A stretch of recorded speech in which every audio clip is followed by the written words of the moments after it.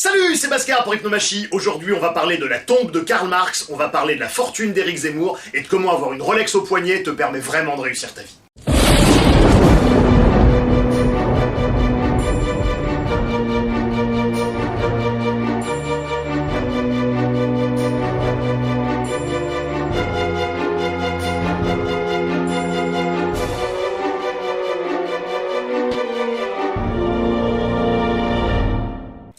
Aujourd'hui, je vous propose que nous parlions d'argent. Avant de commencer, est-ce que quelqu'un a perdu une grosse pièce de billets de 20 $ avec un élastique? Parce qu'on a trouvé l'élastique. Jacques Lacan nous apprend que l'homme naît misérable et qu'il ne peut qu'halluciner sa première satisfaction. Ici, on va parler surtout de qu'est-ce qu'il va faire ensuite, et spécifiquement avec le pognon. Money, money, money must be funny in the rich man's world. En effet, beaucoup de gens entretiennent un rapport relativement ambigu avec l'argent. La pub nous fait courir après des voitures et des fringues. On fait des boulots qu'on déteste pour se payer des merdes qui nous servent à rien. Alors on rencontre plusieurs types de narrations différentes pour expliquer les origines de l'argent, les origines de la monnaie. En tout cas, dans une démarche d'hypnomachie, je vous invite à faire attention à ne pas faire ce qu'Emmanuel Trouche appelle justement une forme de paresse sélective. La paresse sélective, c'est une espèce de biais qui va considérer à aborder nos propres narrations, les narrations auxquelles nous croyons, avec beaucoup plus d'indulgence et de crédit, et au contraire de considérer celles des autres, parce que ça provient des autres, comme moins fiables a priori, et ce indépendamment de leur robustesse intrinsèque. Il y a un énorme lieu commun sur le qu'est-ce qui se passait entre les hommes avant la monnaie, c'est cette espèce de croyance, cette image d'Épinal, ce mythe, comme quoi les hommes fonctionnaient via le troc. En fait, les différents historiens experts des origines de la monnaie remettent de plus en plus en cause cette hypothèse d'une société initiale basée par le troc. C'est vraiment une espèce de mythe, il semblerait. Il faut bien comprendre qu'avant l'invention de l'agriculture, les sociétés humaines étaient des sociétés de relativement petite taille, des espèces même de familles élargies. Et en tant que famille élargie, en fait, les ressources étaient plutôt collectivisées et ensuite dispatchées, distribuées à l'intérieur de la communauté par le chaman, le sachem ou je ne sais quel système d'organisation, mais qu'on n'avait pas forcément un système qui faisait troc, je te donne ça, tu me donnes ça. Hein. D'ailleurs, pour la petite anecdote, vous avez des personnes qui émettent l'hypothèse comme quoi l'origine de l'agriculture, qui a permis ensuite la sédentarisation, en fait, tiendrait son origine, c'est très poétique, de personnes qui auraient enterré des graines un petit peu à la façon dont les êtres humains enterraient leurs morts. C'est-à-dire que c'est en enterrant des graines, justement, qu'ils se seraient rendus compte, justement, que ça poussait dans une espèce de cérémonie quasi funéraire. Et de là, ils auraient fait une espèce de lien de cause à effet, et donc ça aurait permis la sédentarisation. Et avec la sédentarisation liée à l'agriculture, l'augmentation progressive des tailles des communautés humaines. Comme intermédiaire comme ça entre cette famille élargie pré-agricole et vraiment le règne de la monnaie, très souvent on retrouve des tables de compte, souvent des tables en pierre, mais pas forcément, ça pouvait être en terre cuite dans certaines civilisations, qui avaient comme vertu, comme ça, de commencer à tenir une espèce de comptabilité de qui doit quoi à qui dans la communauté. Et on corrigeait la table de compte au fur et à mesure. Mais très très rapidement, avec la hausse de la taille des communautés, ça n'a plus été possible. Effectivement, vous connaissez le nombre de Dunbar, hein, un être humain il est capable de connaître intimement et d'humaniser puissamment environ 148 personnes. Et donc du coup, au fur et à mesure qu'on commence à augmenter en taille, on peut encore tenir des tables de compte pour des sociétés de 200, 300 personnes. Quand vous êtes 15 000, la table de compte, ça devient absolument imbitable et on a besoin de quelque chose qui va fluidifier les échanges. Et donc c'est là où on va effectivement passer à la monnaie. Et pour la première fois, l'arrivée de la monnaie permet quelque chose qui était inenvisageable à l'époque des sociétés pré-agricoles où dominait la relation, ou même à l'époque des tablettes ou des livres de compte, c'est la possibilité de trahir. Pour la première fois, le substrat de la valeur, donc la monnaie, devenait décorrélé de la relation. De plus en plus de groupes humains utilisent la monnaie. On se rend compte justement que ce soit en Grèce, en Inde, en Chine, que l'usage de la monnaie permet de fluidifier les échanges et permet à la communauté de continuer à grandir et à s'expandre, et notamment va soutenir un certain nombre de guerres de conquête, parce que quand vous avez de la monnaie, et justement notamment de la monnaie or, mais pas forcément, vous pouviez avoir d'autres étalons. Quand vous allez faire la conquête du royaume voisin et que vous récupérez des bijoux, vous pouvez les fondre pour faire encore plus de monnaie, fluidifier encore plus les échanges, etc., etc., acheter encore plus de choses, et donc on va avoir comme ça justement un effet Mathieu où le gagnant rafle tout, et où les différents groupes qui l'utilisent n'ont de cesse de prospérer, avec une petite nuance totalement anecdotique pour les Phéniciens qui, paraît-il, préféraient à la monnaie les lettres de créance. Je vais pas vous faire une historique vraiment détaillée de la monnaie, on va passer sur le code Napoléon, sur la Fed, etc. Moi ici, mon but dans Hypnomachie, c'est que nous explorions ensemble quel est le lien de l'argent sur notre psychisme. C'est qu'est-ce qui se passe dans la tête d'un individu qui est prêt à dépenser 25 000 $ pour manger un simple tacos. Oh, et si j'étais riche, oh, et si j'étais riche, hey, adieu la charrette,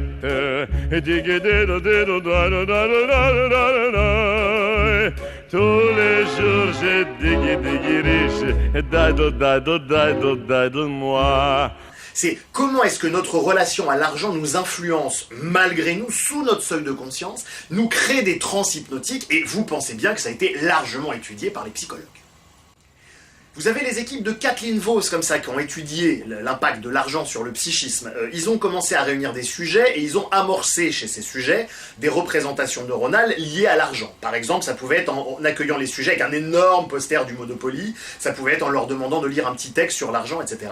Et quelques temps après, il y avait un complice comme ça en sortant de l'expérience qui renversait, ou faisait semblant de renverser ses affaires, et on voyait combien de personnes, justement, par exemple, venaient spontanément aider cette personne par rapport à une condition contrôlée. On s'est rendu compte que les personnes qui venaient d'être amorcées par l'idée de l'argent, le concept de l'argent, étaient moins sujets à aider moins promptement autrui, par exemple. On s'est rendu compte d'une manière générale que amorcer les réseaux neuronaux de l'argent rendait les êtres humains beaucoup plus autocentrés et moins prompts à aider leurs prochains.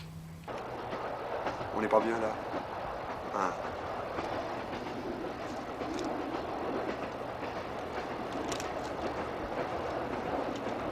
Qu'est-ce que vous voulez? Rien du tout. Je peux plus contempler mon pognon maintenant. En 2016, une étude réalisée sur 68 personnes équipées de Google Glass a permis d'étudier comme ça le regard des individus. Il a été mis en évidence que les personnes les plus riches avaient tendance à moins regarder les autres, là où les personnes les plus pauvres avaient plutôt tendance à porter leur attention et leur regard davantage sur autrui. C'est ainsi que de plus en plus de scientifiques se sont intéressés à l'hypothèse de Daniel Goleman du fossé empathique. Jacques Chirac parlait de la fameuse fracture sociale, et Daniel Goleman parle du fossé empathique. Il y aurait ainsi toute une partie de la population humaine qui aurait tendance à s'intéresser aux autres et à leur donner de l'empathie, et toute une autre portion de la population qui serait beaucoup moins sujette. Au passage, si vous n'avez pas lu Daniel Goleman, ça s'appelle l'intelligence émotionnelle. Il y a 2 tomes, voilà, donc je sais pas si je le mettrais vraiment sur le site Hypnomachie. En général, il est un petit peu moins percutant que les autres livres que je vous conseille d'habitude.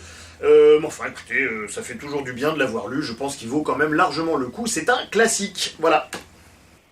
Cette hypothèse du fossé empathique comme ça pose les bases justement donc d'un conflit mimétique qui entre différentes façons de fonctionner du cerveau humain, en fait, entre différents modes que la recherche commence à peine à appréhender, qui est très bien décrit d'ailleurs par la théorie des niveaux de réalité, notamment dans le couple.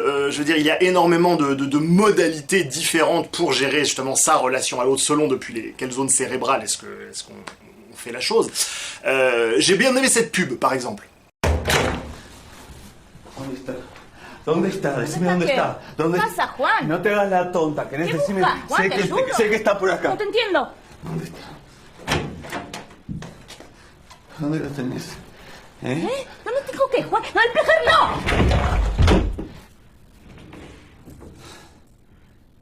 Pásame el abrigo ese. Alcánzame. No, ese no, el de atrás, el último. No le des nada, por favor. ¿Cómo me explicas esto? Explícame esto. No. 18 lucas en un No sé cómo abrigo. apareció ahí, no lo conozco. ¿Qué te pensabas? ¿Que pagándolo en 12 cuotas yo no me iba a dar cuenta? Vos andate, No, Roberto. vos no te vas a ningún lado. Discúlpame, Ramiro, discúlpame que me pongo loco. Roberto.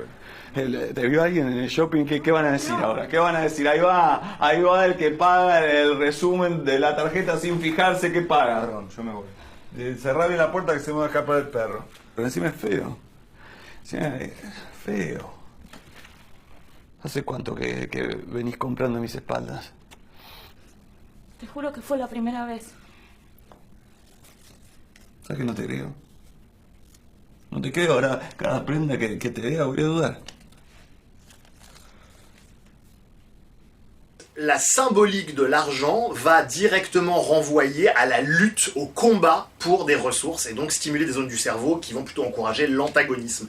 Et on a beau aujourd'hui vivre justement dans une société apaisée, plus civilisée entre guillemets, pour l'inconscient ça ne change rien, pour les couches archaïques du cerveau ça ne change rien, l'argent réactive les zones responsables de l'affrontement. Pour s'en persuader, je suis tombé il n'y a pas longtemps comme ça sur une étude qui montrait que des hommes qui affichent des signes ostensibles de richesse extérieure, des belles Rolex comme ça, des belles gourmettes, etc., étaient perçus par les femmes, sous leur seuil de conscience, comme étant plus dévoués et plus romantiques. Nous tentons d'oublier que nous sommes des animaux, mais la nature nous le rappelle, parfois cruellement. En fait, nous sommes encore assujettis à des programmes qui relèvent des couches les plus archaïques de notre cerveau. Vous avez des travaux comme ça qui montrent que quand des femmes essayent d'évaluer la valeur de partenaires reproducteurs potentiels, c'est directement, la valeur perçue est directement corrélée avec le signe extérieur de richesse le nombre de signes d'extérieur de richesse mis en avant. Donc là, on est complètement justement dans des conditionnements archaïques. Vous avez d'autres équipes de scientifiques qui se sont mis comme ça à des feux tricolores pour constater quel type de voiture avait plutôt tendance à faire des incivilités, vous savez, pas respecter le passage piéton, traverser au rouge quand le rouge vient juste de passer, etc. Ils se sont rendus compte que vous aviez plus de 4 fois plus de grosses berlines qui, justement, étaient susceptibles de commettre des incivilités que de petites Twingo, voilà, et des voitures de prolétaires. Et donc, du coup, ils ont comme ça commencé à postuler et à étudier l'existence d'une corrélation entre le statut social et la capacité d'enfreindre des règles de morale et d'éthique.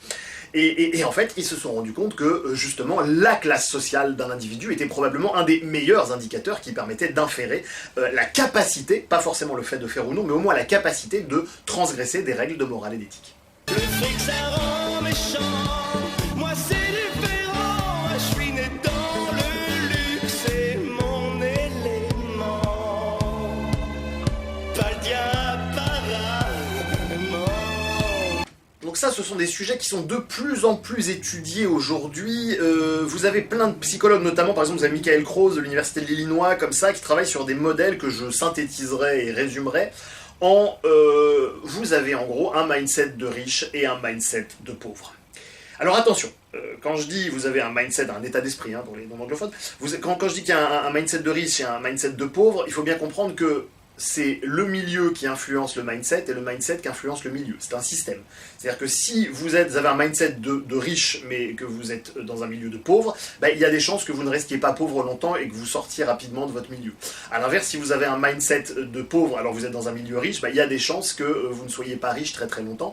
Et de la même façon, votre environnement peut vous faire changer votre mindset. Donc là encore, l'environnement change l'individu, l'individu change l'environnement, ça marche dans les deux sens. Mais en gros, l'idée, ce serait que le mindset de riche et le mindset de pauvre correspondraient à deux stratégies adaptatives au sens biologique différentes. Les riches auraient plutôt tendance à l'individualisme, les pauvres à la collaboration. L'idée, ce serait en fait que les pauvres vivent dans un milieu plus dangereux que les riches, justement parce qu'ils ont moins de moyens pour se protéger. Et donc cela entraînerait une espèce de focalisation de leur attention vers l'extérieur. Justement pour essayer de contrôler ce genre de danger. Ça entraînerait, cette vigilance accrue entraînerait une hausse notamment du cortisol, l'hormone du stress, et on sait, j'en parle un petit peu dans mon livre, voilà, on sait que le cortisol a tendance à inhiber et à empêcher la pensée complexe. Et ce qui n'aide pas à devenir riche, ce qui n'aide pas à saisir le monde dans toute sa complexité, on va y revenir. Et donc du coup, cette conscience orientée vers l'extérieur aurait deux conséquences. Petit 1, l'idée ce serait d'essayer de regarder qui va me tomber dessus, qui va me faire un mauvais coup. Et il y aurait aussi donc une tendance à s'occuper davantage des autres, et notamment pour créer des alliances. Et donc on va avoir le fait de se focaliser son attention sur le groupe. Et vous prétendez y être bienveillant? Nous sommes bienveillants et solidaires. C'est pour le bien de tous. Le bien de tous. Qu'entendez-vous par le bien de tous? Le bien de tous. Donc, focalisation de l'attention vers l'extérieur, sécrétion de cortisol, inhibition de la pensée complexe. Dans ce genre de configuration du psychisme, l'individu va basculer dans ce que certains appellent le soi communautaire. Le soi communautaire, c'est le fait de commencer à parler de soi en utilisant des termes tels que « nous », « on » et autres vortex sémantiques dont je vous ai déjà parlé sur la chaîne. Nous sommes le peuple! Nous sommes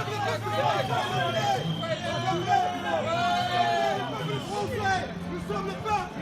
Dans cet état, les individus vont faire preuve de plus d'empathie et vont avoir davantage de comportements d'entraide et de comportements prosociaux. On va être sur ce qu'on appelle un locus de contrôle externe. Le locus de contrôle externe, c'est vraiment, je crois que si les choses m'arrivent, c'est que je suis un élément dans un monde et je subis des influences. C'est-à-dire que je ne vais pas activement agir sur le monde, mais je vais, entre guillemets, subir ou au moins recevoir des influences. Et donc ça, c'est une différence fondamentale entre le mindset de pauvre et le mindset de riche. En général, on va être sur mindset de pauvre, locus de contrôle externe. Je suis une chose ballottée dans un océan d'influence. Et chez le riche, on va avoir locus de contrôle interne. C'est si jamais les choses m'arrivent, c'est la conséquence de mes choix, de mon libre arbitre, de ma décision, etc. etc. Ici, par exemple, vous avez typiquement un affrontement entre locus de contrôle interne, chez Macron, et locus de contrôle externe, chez les personnes avec qui il parle. Mais moi, j'ai pas de leçon à recevoir. Si vous aimez pas que la France soit bloquée, arrêtez de la bloquer. Mais voilà. Mais parce que non, ce qui a bloqué la France, c'est le 49.3, monsieur.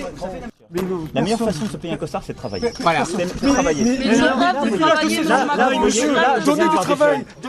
Il y a également une forte corrélation entre le locus de contrôle externe et une baisse de la longévité. C'est-à-dire qu'effectivement, si je pense que, quoi qu'il arrive, de toute façon, je subis mes choix et que j'ai au final très peu de prise sur ma vie, je vais vivre moins vieux. Bah oui, parce qu'effectivement, je vais dire, si je fume et si je bois ou si j'ai différentes conduites à risque, c'est la faute de la société, donc j'ai moins de chances de me dire, non, je vais me faire le cadeau d'arrêter de fumer, d'arrêter de prendre de la drogue, etc. etc.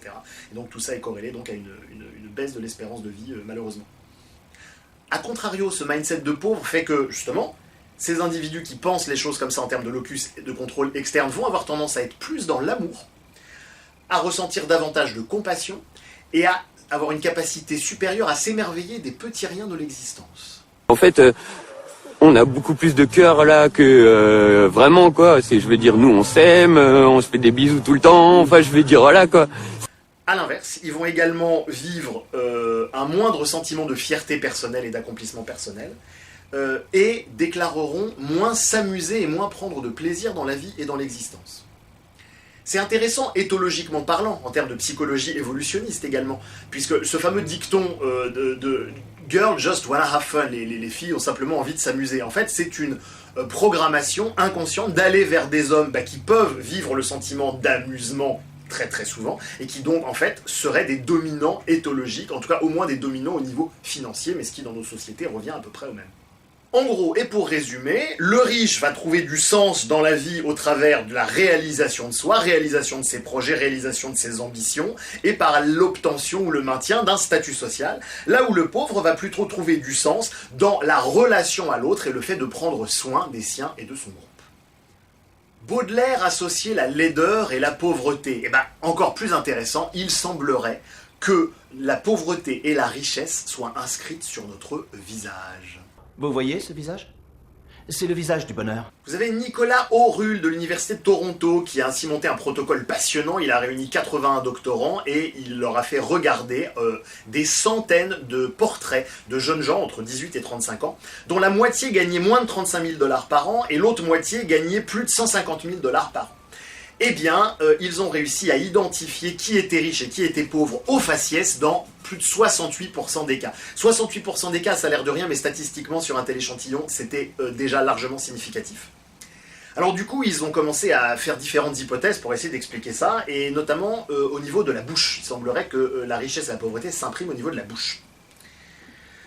En effet, quand on a une tête de riche, littéralement, on a plus de chances d'être embauché. Donc quand on est riche, ça ne s'arrête jamais. Et rassurez-vous, c'est pareil quand on est pauvre. Et les pauvres ne sourient pas. Donc si vous avez envie d'augmenter vos chances justement d'être embauché, faites ce que vous dit votre maman, souriez. Enfin, ça c'est si vous avez envie de travailler dans le monde de l'entreprise, parce que effectivement... Oh punaise, je sais pas ce qu'on a aujourd'hui avec les noms des chercheurs et des universités. Vous avez une étude comme ça de l'université australienne de Bond. Bond. Bond. Bond.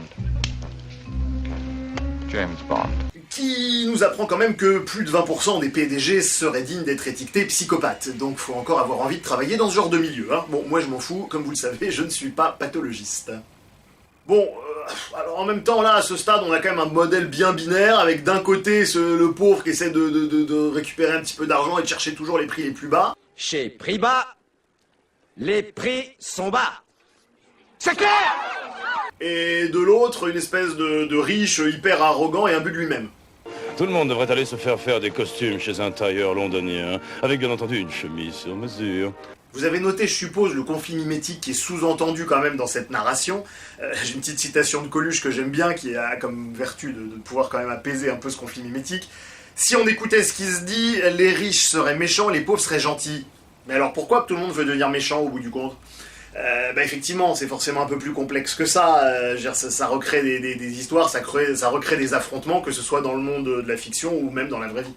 Comme d'habitude, la carte n'est pas le territoire, la narration n'est pas la vraie vie, les choses sont plus complexes. Vous avez comme ça une petite étude de l'univers, enfin une petite étude, non, une grosse étude, puisqu'elle est faite sur 60 000 personnes, donc c'est pas vraiment une petite étude, de l'université de Stockholm dans le Journal of Personality and Social Psychology, qui nous apprend que, en fait, on pouvait penser que c'était les égoïstes qui gagnaient le mieux leur vie. On se disait, bah oui, ils gardent leurs ressources pour eux, donc au bout du compte, ils se débrouillent un petit peu mieux que les autres. Et bah pas du tout. En fait, ce sont les généreux qui vont gagner beaucoup mieux leur vie au final. Au final, vont même faire plus d'enfants.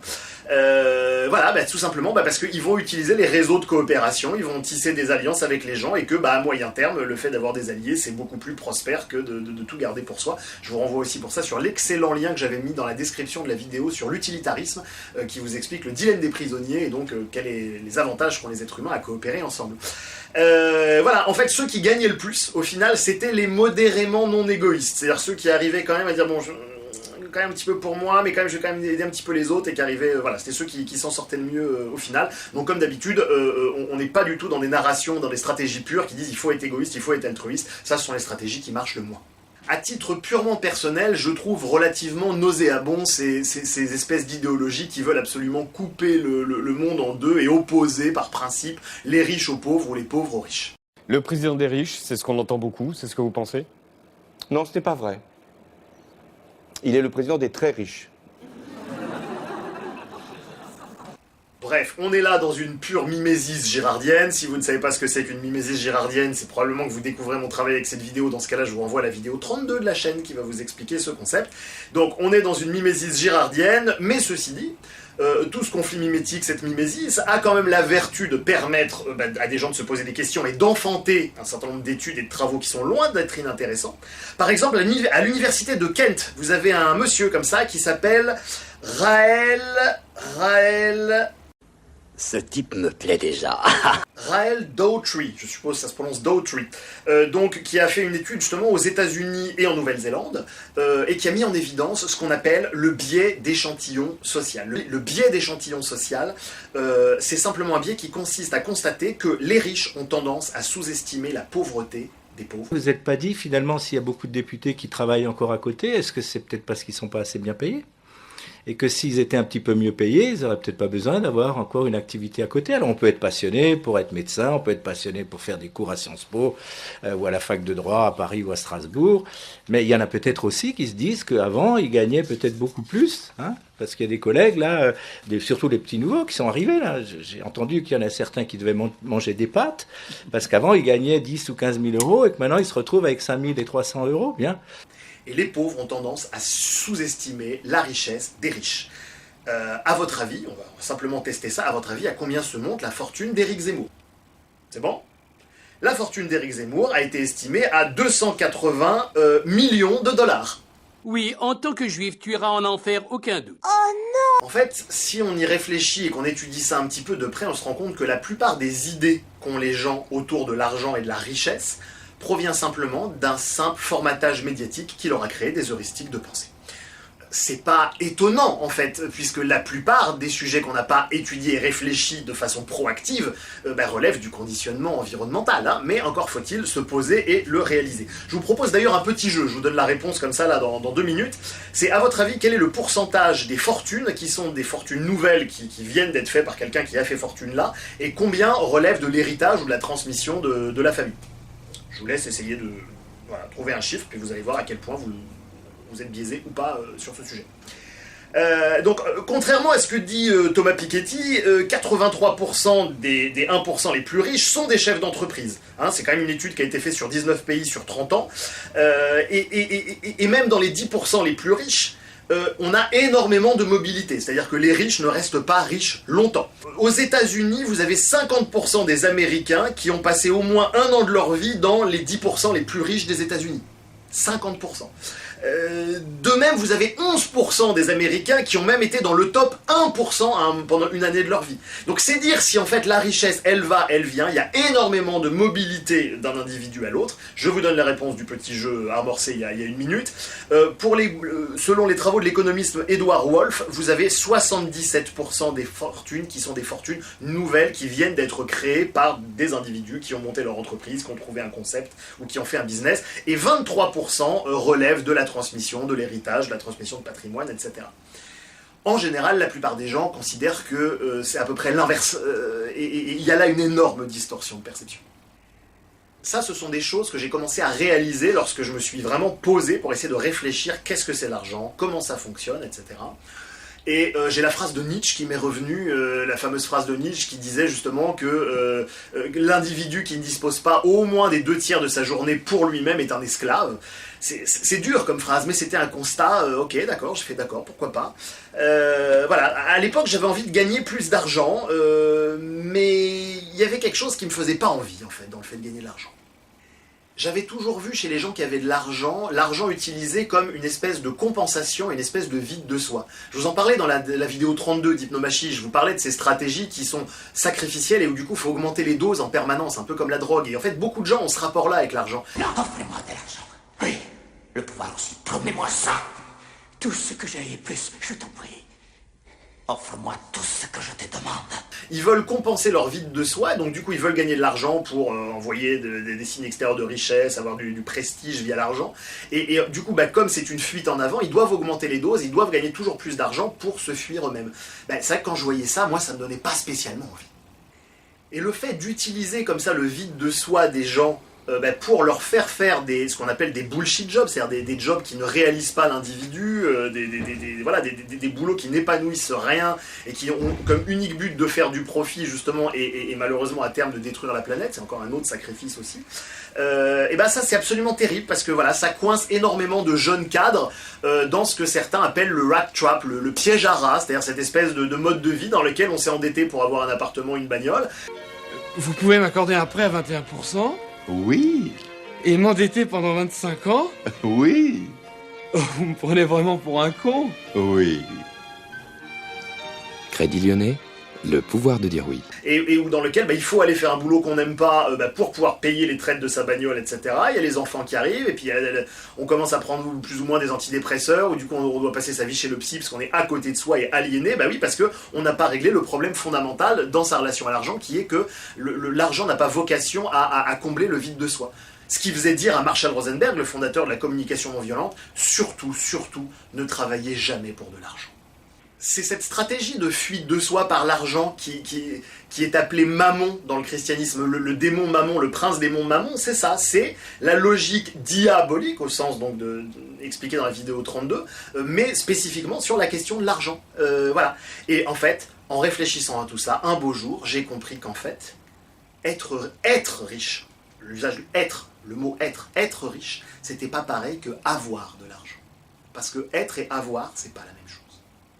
En fait, je me suis rendu compte que toutes les semaines, comme ça, avec une amie, je lui échange une séance de déshypnose contre une séance de massage, vous voyez ? Donc voilà, on fait ça depuis un petit moment. Mais en fait, ça c'est de la richesse aussi. C'est à prendre en compte dans mon espèce de PNB intérieur, dans mon chiffre d'affaires, si vous voulez, tous les mois. En fait, mais c'est de la richesse qui n'est pas mesurée par l'argent, puisque en fait on ne s'échange pas de l'argent, mais c'est de la richesse. C'est de la richesse parce que elle repart avec une séance de déshypnose, moi je repars avec une séance de massage. Moi je peux lui faire de la pub aussi pour ces massages-là, donc c'est tout bénef pour elle et réciproquement. Elle peut faire de la pub aussi sur moi, sur Hypnomachie, etc. Et puis aussi en plus on est exonéré de TVA, et puis et puis ça renforce le lien humain, je veux dire, on apprend à se connaître, on apprend à échanger, enfin, tout ça c'est de la richesse, et tout ça c'est pas pris en compte par l'argent, l'énergie argent en tant que tel, l'euro. Attention cependant à ne pas confondre une approche transrationnelle de la richesse et une approche pré-rationnelle de la richesse. Dans cette approche transrationnelle que je vous propose là, dont je témoigne là, on est riche en fait d'une multitude de référentiels différents, d'une multitude de définitions différentes de ce que c'est que la richesse, et on est riche de sa propre capacité à jouir du moment présent, de l'existence et de ce qui arrive, alors que dans une autre vision plutôt pré-rationnelle, qui souvent d'ailleurs va être rationalisée ensuite, on va avoir une négation du réel, du principe de réalité, et une négation de l'altérité.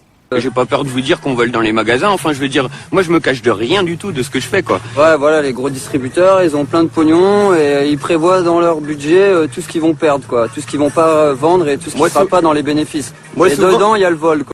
Ce type de narration pré-rationnelle engoncée dans le conflit mimétique entre les riches et les pauvres est très souvent populaire chez de jeunes systèmes nerveux qui sont pas encore vraiment arrivés à maturité, comme je l'explique dans la vidéo numéro 25. Beaucoup de gens comme ça s'obstinent dans une espèce d'idéologie anti-argent, hein, avec un conflit mimétique entre nous, on est les gens avec un grand cœur, et vous êtes les gens comme ça qui calculez, qui n'êtes pas vraiment humains. Pourquoi résister ?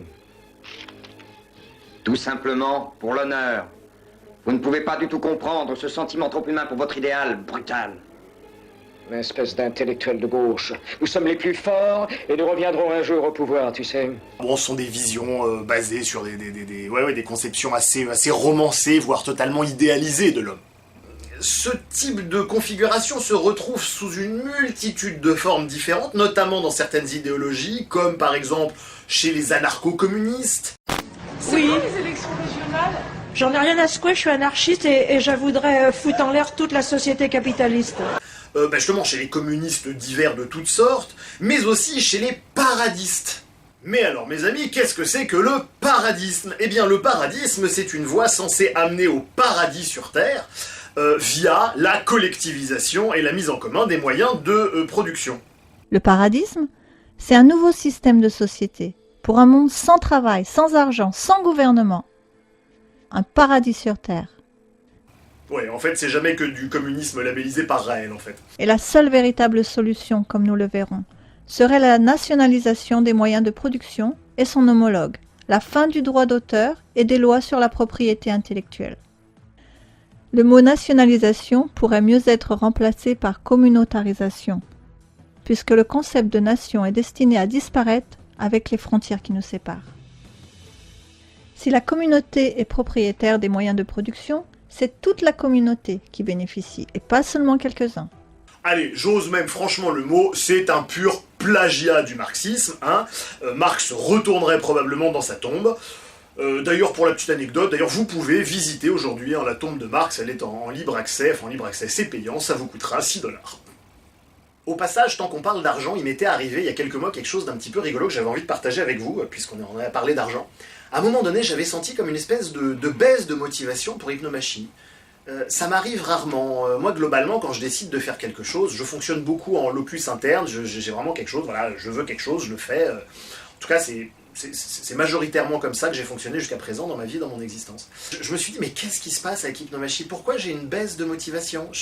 Et c'était bizarre parce que j'avais toujours envie de le faire dans le fond, mais je développais comme... je sais pas, il y avait quelque chose qui n'était pas clair. Et là, j'ai eu mes warnings hypnotiques qui sont dit, attention, il y a un truc qui est rentré dans ton cerveau, qu'est-ce qui s'est passé ? Et j'ai mis peut-être 1 mois ou 2 à comprendre ce qui s'était passé. Vous avez des études comme ça qui ont été faites où on proposait à des jeunes étudiants une tâche extrêmement rébarbative. En l'occurrence, c'était de lire l'annuaire et de relever certains trucs sur l'annuaire, le truc chiant qui n'avait aucun intérêt, qui était fait pour n'avoir aucun intérêt d'ailleurs. Et on a testé ça avec différents paramètres. Dans les premiers paramètres, les jeunes étudiants faisaient ça gratuitement. Ils faisaient ça gratuitement pour la science. On leur avait dit, ok, on a besoin de vous, pas de problème, etc. Donc ils restaient pendant 1 heure quand même à lire l'annuaire, ce qui est quand même assez chiant. Dans un autre groupe de contrôle, on les a bien rémunérés, c'était peut-être 15 € de l'heure, quelque chose comme ça, enfin pour un étudiant c'est déjà très sympa. Et pour les autres, on leur a donné quelque chose de symbolique, 1 ou 2 € de l'heure. Et ensuite, on leur a demandé, est-ce que vous voulez revenir pour une 2e séance ? Et on regardait combien de personnes acceptaient de revenir selon les différentes conditions. Et en fait, on s'est rendu compte que lorsque les individus étaient pas payés du tout, alors il rationalisait, il réduisait en fait la dissonance cognitive du fait que c'était horriblement chiant, en se disant bon dans ces cas-là, je fais ça pour la science. Et comme ça, il développait une image d'eux-mêmes, de personnes qui dit bah oui, moi j'aide la science, etc., etc. Vous aviez des gens comme ça quand ils étaient payés de façon symbolique, juste on était à peu près dans le même genre de schéma. Par contre, lorsque les personnes recevaient beaucoup d'argent, quand ils recevaient beaucoup d'argent, on se rendait compte qu'ils finissaient par se dire je fais ça pour l'argent.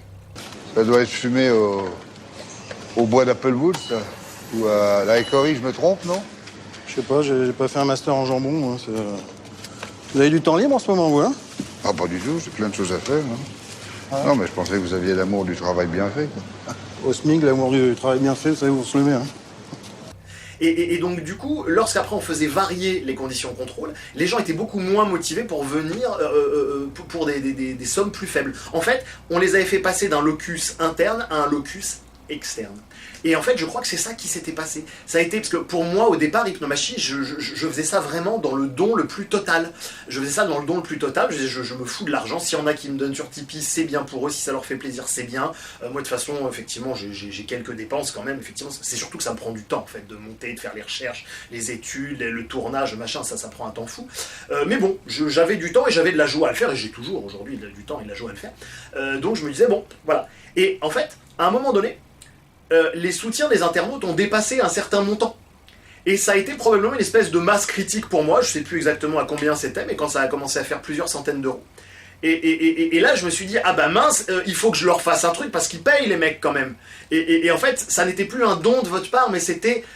Il y avait une espèce de schéma quasi contractuel qui était en train d'arriver. Et j'ai constaté comment ça a modifié ma motivation. Alors, à partir du moment où j'en ai pris conscience, j'ai fait non. Et maintenant, j'ai remis les mêmes stratégies qu'initialement. Mais j'ai trouvé ça extrêmement intéressant parce que j'ai vécu dans ma chair directement, et j'avais envie de le partager avec vous, comment est-ce que ce genre de mécanisme peut être fait pour faire passer quelqu'un d'un locus interne à un locus externe. Voilà. Au passage, ne craignez pas de m'envoyer un peu d'argent sur Tipeee, au contraire, ça me soutient bien, et maintenant ça n'impacte plus du tout ma motivation. Ce que je demande, c'est d'être bien payé. Moi, c'est le fric qui m'intéresse. Votre ami n'est qu'un mercenaire. En dehors de l'argent, il n'aime rien. Ni personne. Je suis pas comme lui. Bref, beaucoup de gens comme ça courent après l'argent, mais aussi après le sexe, le pouvoir, la renommée, la célébrité, que ne sais-je. En fait, ce sont des espèces de miroirs où l'individu maintient un mirage que quand il aura telle ou telle chose, suffisamment d'argent, etc., alors il pourra être heureux, alors il pourra être bien, alors il pourra être je sais pas quoi. Et en fait, voilà, ce sont de purs mirages. Ce sont en fait des conséquences du vide de soi dont je parlais dans des vidéos précédentes. Voilà. L'argent, au-delà d'un certain point, n'entraîne plus d'amélioration significative du bonheur ou de la sensation de bien-être, etc. On appelle ça le paradoxe d'Esterlin. Ça a été largement étudié. D'ailleurs, justement, ce n'est pas forcément dans les pays les plus riches qu'on a les taux de bonheur, les taux de satisfaction les plus élevés des individus. Puisque moi, le dernier papier que j'avais vu faisait état que le Vanuatu était le pays les plus heureux, donc on est très loin des grands pays occidentalisés, européens, etc. Vous avez comme ça une étude qui a été faite sur 1,7 million de personnes, c'est colossal comme échantillon, dans 164 cultures différentes. Donc vous avez deux seuils principaux qui ont été mis en évidence. Vous avez un premier seuil qui est autour de 60 à 75 000 dollars par an, ce qui fait à peu près 4 300 euros par mois, on va dire à la louche, et qui est un seuil d'apaisement émotionnel. C'est-à-dire à partir de là, on se dit ok, c'est bon, je peux partir en vacances, je peux réparer la baignoire si elle fuit, je peux offrir aux enfants des cours de taekwondo, je sais pas quoi. C'est-à-dire que l'individu se sent ok, c'est bon, tous mes besoins courants comme ça sont ok, et il y a un apaisement au niveau émotionnel, au niveau limbique qui s'opère. Ce chiffre est à rapprocher des travaux de Kahneman et Dayton, comme ça, qui annonçaient le chiffre de 4 900 euros à 4 300, 4 900. On est dans des fourchettes, mais c'est à peu près de cet ordre-là. C'est ça qui est intéressant, plus que le chiffre précis, et qui n'a après tout aucun intérêt. Et l'autre chiffre intéressant, c'est la deuxième fourchette, c'est la fourchette qui entraînait un sentiment de satisfaction et d'accomplissement de soi, donc ce qui est différent du relâchement émotionnel, qui lui était plutôt autour de 95 000 dollars par an, soit à peu près 6 900 euros par mois. Voilà, donc je trouve ça intéressant parce qu'on retrouve comme ça ces deux mindsets qui sont liés en fait à l'engagement de différentes zones cérébrales dans la relation à l'argent. Mais enfin, réussir à gagner en salaire net les montants que je viens de vous annoncer pour la plupart d'entre nous, vu d'ailleurs ce que l'État prend, c'est pas forcément évident tous les mois.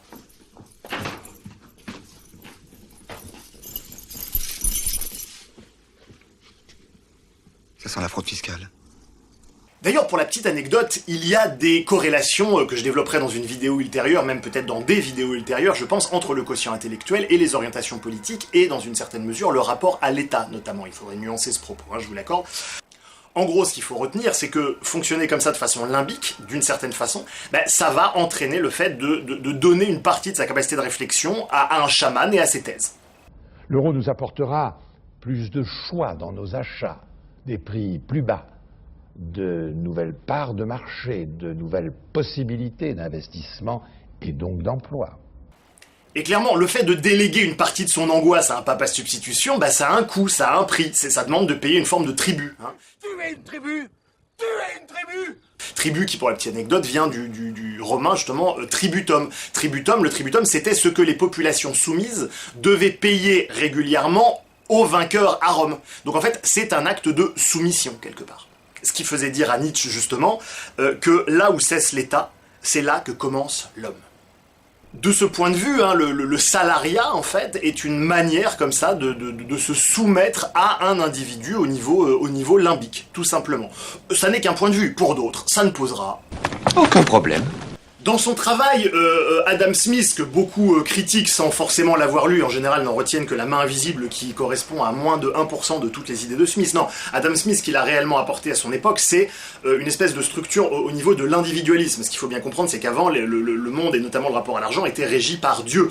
Et Adam Smith arrive et met l'individualisme, l'individualité au centre des préoccupations des hommes, et arrive et dit justement, non, les individus cherchent leur propre intérêt. Avant, c'était complètement révolutionnaire d'avancer ça. Bon. Et en fait, on se rend compte que quand l'individu commence à réaliser son individualité, justement, ça entraîne justement une hausse générale des revenus financiers. Moi, je l'ai constaté largement chez les gens que je peux accompagner. Et d'une manière générale, l'individualisme dans le monde aujourd'hui est en hausse, que ce soit en Arménie, en Malaisie, aux Uruguay, etc.